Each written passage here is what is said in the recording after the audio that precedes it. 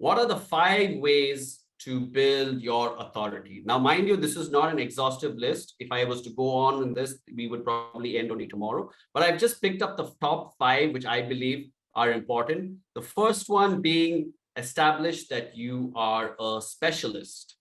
So how do you establish that you are a specialist? Typically, what you want to do is to be able to do a few things, which I'll talk about. I've actually explained it, but let me just go through it again. So 5 ways. One is to establish that you're a specialist. The second one is to control the conversation. The third type is to be able to identify their personality type quickly. Otherwise, you're going to land up in a soup. And then the fourth thing is to exhibit high emotional intelligence, or emotional quotient, as some people call it. And finally, you want to demonstrate your expertise, right? Establish that you're a specialist, control the conversation, be quick to identify their personality type, exhibit high emotional intelligence, and demonstrate that you're an expert. You're able to do these 5 things. You're already way ahead than most people out there who are just kind of winging it and kind of trying to figure it out along the way. So let's break up each step really quickly. Okay, so establish that you're a specialist. When you establish you're a specialist, you typically want to first dress the part. Now, when you go to an office, when you go to a hospital, right, and you're going to meet a specialist, right, how are they dressed typically? How are they typically dressed? Right? Just imagine some ladies coming randomly wearing a sari, and she's got a syringe in her hand. It's like, come, let me take your blood. Will you say, okay, fine, take my blood, or will you run? Right? She's not dressed like a nurse. Why am I letting this random lady like take blood from me? Right? So dress the part, guys. Even if it's on the phone, there's a psychological trick that in your mind, if you're ready and you're dressed up and you start to get on the call, you feel confident. So you automatically start to speak with that confidence. So dress the part, really feel that you are that authoritative, right? In thing, yes, dress to impress, right? The second part is to introduce yourself with confidence. A lot of people are like, hi, my name is Aum, and I'm going to be your client success advisor. And it's like, who's this, So you want to be able to introduce yourself with confidence. Oh, hi, Varun, how's it going? My name is Aum Janakiram. I'm going to be your client success advisor for the next 45 minutes. I hope you're excited about the session as I am. Perfect. Let's dive into it, shall we? All right. Then we get into the consultative mode. I typically take a little bit of a minute or so just to kind of set the tempo. And I'll also introduce myself and be a little bit more establishing if I haven't already sent my intro video to him. So typically what I do is, or what we do in Exclusive Closer, we send an intro video already so that they know about us before we even get on the call, right? So that's one small strategy that we use so that they are already familiar by the time they get on the call. And we don't have to waste time doing the chit chat and me establishing that I'm a client success advisor and I do blah, blah, blah, blah. We can straight jump to the call. The other thing is to be calm, composed, and talk less, right? The more talking you do, the less you are going to be able to move towards that sell. Because at the end of the day, if you're calm and relaxed, then you're going to be speaking like an authority. You're going to be talking to them in a way that they are able to understand clearly, right? So that is really important when it comes to be establishing your services. The final, most important, I feel in a lot of ways is, especially if you're a business owner, have a good professional digital footprint. Because if I'm going to go and search, who is this guy? Who is this guy Ashu Singh? Who's this guy Farooq Hassan? Who's Mridula Sheikh, right? I'm going to come across your LinkedIn profile, right? That's going to be the first link if you don't have a website, that is. Or otherwise I'm going to come across your Instagram page or your Facebook page, or something's going to be there. And if you are there like holding a bottle or doing something that's not really professional, I don't think that call is even going to happen. And forget alone building any authority, right? Wouldn't you agree? So have a professional digital footprint, which is really, really important, especially if you're representing your company. Make sure that you have put the name of the influencer you're representing so that you can establish yourself well in advance so that you can be able to complete control of that call. The next point is to control the conversation. So when it comes to control the conversation, it's very, very, very important. A lot of people don't do this, but when you're going to be doing a consultative call, which is typically 45 minutes to an hour, you want to be able to tell them by setting the agenda, So hi, Farooq, just want to let you know that this call is all about helping you get a breakthrough in your marketing. It's going to take about 45 minutes. Is that what you got? Perfect. So Farooq, in the next 45 minutes, I'm going to be asking you questions about, your goals, your ambition, what is it that you're really looking for from us? And I'd like you to be completely open and transparent with me so that I can really help you with a solution. Does that sound fair? Yeah, perfect. And Farooq, if I'm going to be, in case the conversation is getting too long, is it all right if I just interrupt you in between so that we can keep the conversation on track? Perfect. Right? So here I have established and I've set the agenda. It's going to take 45 minutes. I'm going to be asking you questions. I want you to open up. If you're blabbering and going on for too long, I'm going to interrupt you and it's going to finish in 45 minutes. Right? So this is pretty much what I'm doing to set the agenda, and he will appreciate because a lot of weight is lifted off. Now, sometimes what I do is I also say, Farooq, at the end of the call, if I feel that, you are a good fit for the program, there will be an offer that I will be giving you, which will involve making an investment. Are you comfortable with that? Yes, I'm comfortable. So I've completely taken out all the pressure of what is the expectation from the call. Now he can relax back in his chair and just talk to me because he knows what's going to happen. I'm not going to spring any surprises onto him. The next thing is to ask the right questions, right? This goes without saying. A lot of you have the script and it's important, but I notice a lot of people, they've been asking the same question again, differently in the same conversation. And that can get really annoying because they're going to say, as I already told you earlier, how many of you guys have gone through that? As I told you earlier, that's a clear thing that you're not listening. All right. That's something which is important, that you ask the right questions, which are leading you to the close. And of course, listen with intent. Everything goes in hand in hand. Once you're asking questions, you're not thinking about which question am I going to ask next. You're thinking about listening to this person, absorbing it, and then asking the question. Finally, very important in controlling the conversation is that they're going to try to ask you questions. How much does it cost? How long will it take? Can you share with me something? Sure, I can definitely share with you some more information. But is it all right if we can wait till the end of the presentation so that we can talk more about that? Will that work? Perfect. And then I carry on, right? So always address doubts. Don't try to avoid it. Just say, I'll tell you later. Just hold on, Address it. Yeah. If he keeps on asking what's the price, you can also tell him the price if he's so keen on it. Is that something you're comfortable investing in? The price is $5,000. Is that something you're comfortable investing in? I'm not sure. Yeah, I'm not sure either. Let's get through this conversation and let's find out, shall we? Perfect. All right. And we get through, right? So you want to be able to maintain that and then move back into the thing. The next one is to quickly identify personality types. Like I talked about earlier, guys, you want to be able to research your prospect from their social media profile. You will get tons of information about what type of people they are. If you have 5 calls booked in a day or 6 calls booked in a day, you have the time to go and find them on the internet and try to take as much information as you can so that you can perhaps use that in your close when you're working through it. Of course, appeal to their personality type like we talked about earlier, and mirror their body language, pace, and words. This is very important. This is typically a sales 101 trick that's in the book, but it's very important. If someone is doing a certain body language, you want to be able to mimic them because people like themselves inherently. And when you are like them, they're also going to begin to like you. So that's also very key. Control the pace. If he's speaking slow, you speak slow. If he's using words like, yeah, I wasn't able to, get the benefit from that. And if you say, oh, so it was absolutely a complete gone case, huh? I didn't say that. I didn't say gone case.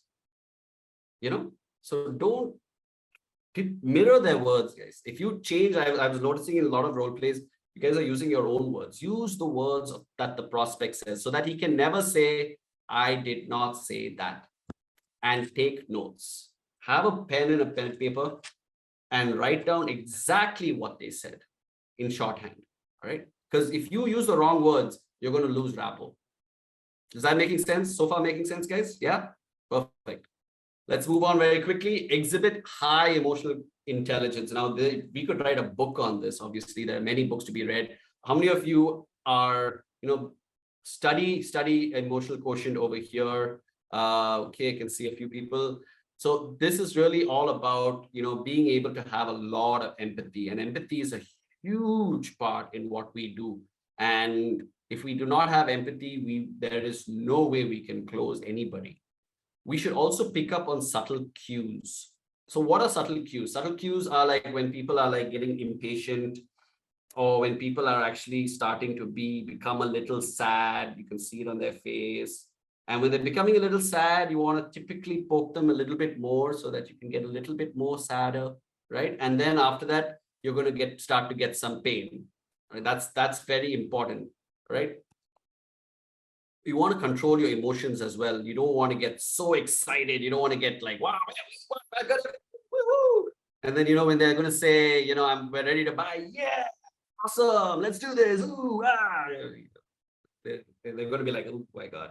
Right. So control your emotions, both anger, control your happiness, control everything. Try to keep a very neutral emotional state.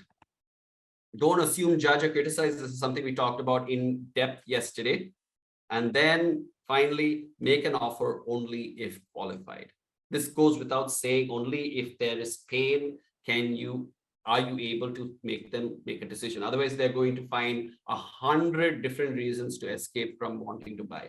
They're going to sabotage their own selves. So make an offer only if you feel they're qualified, and typically only once they ask, what do you have to offer, right? That's where you want to keep on going in that pain and that dream area until you can figure out whether they're ready. Just a few more points before we move on.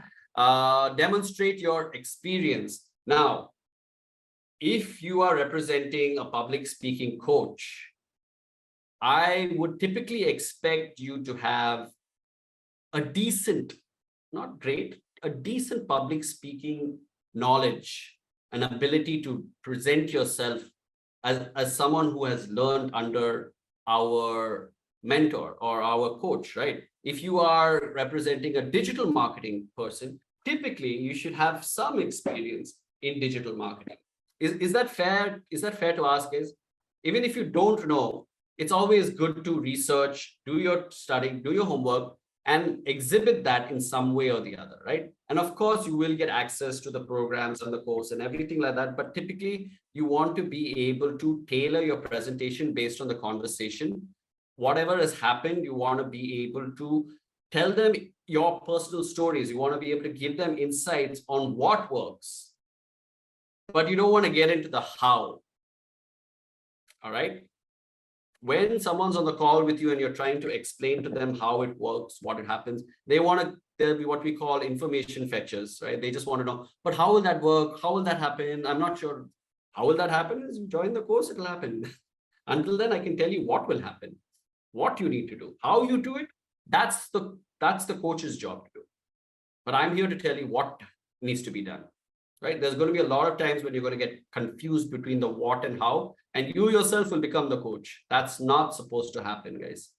You are an extension of the coach, not meant to coach them and give them advice like that. You're supposed to just tell them about the what. Once you start your own program, you are welcome to tell them all you want, but then you'll realize that you'll lose the sale at the end of the day.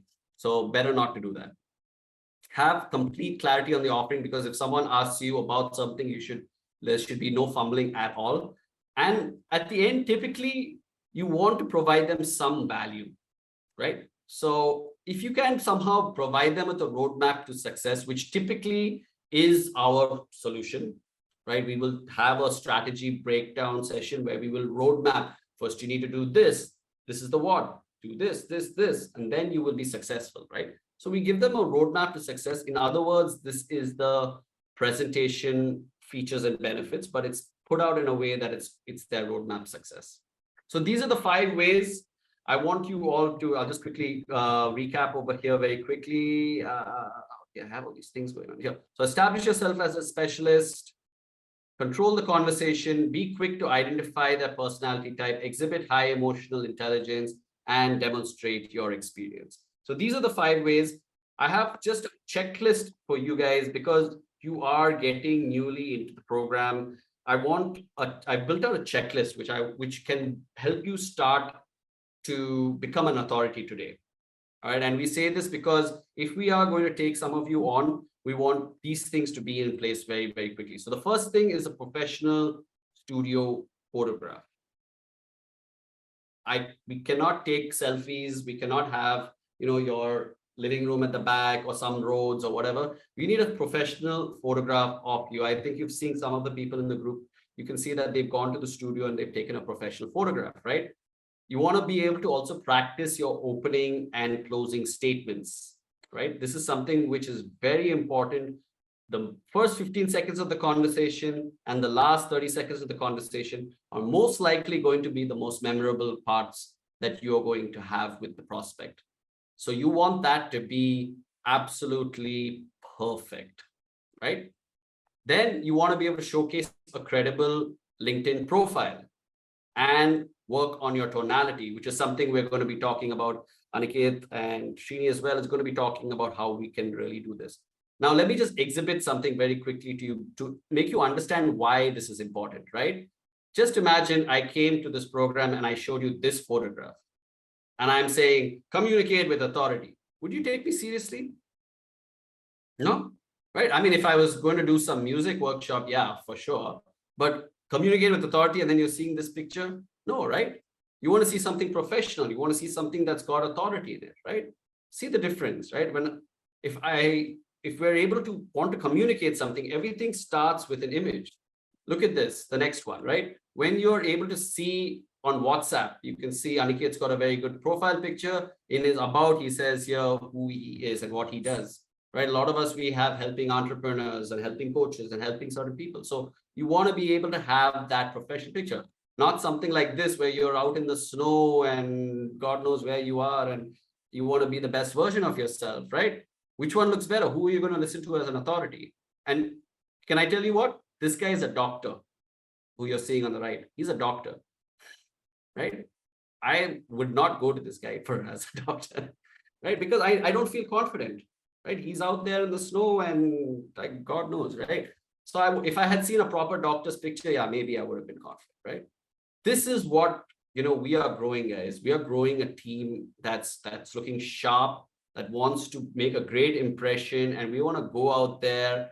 And when people see us and when we walk into a room or when we walk into a conversation, they are going to be like, whoa, who are these people, right? Who are these people who look like they're going to come and really, give us the amazing value or whatever it might be. This is the kind of team which we're building. And I want each and every one of you to understand that whether it's with us or with anyone else, right? Start dressing to kill.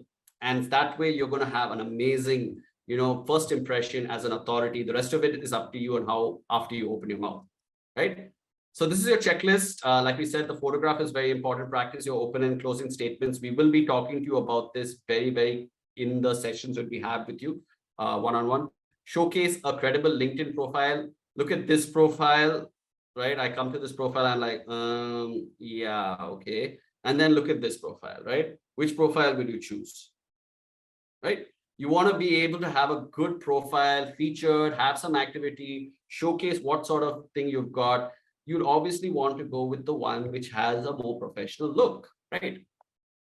Finally, work on your tonality. Tonality is so important, I tell you. It's not even funny.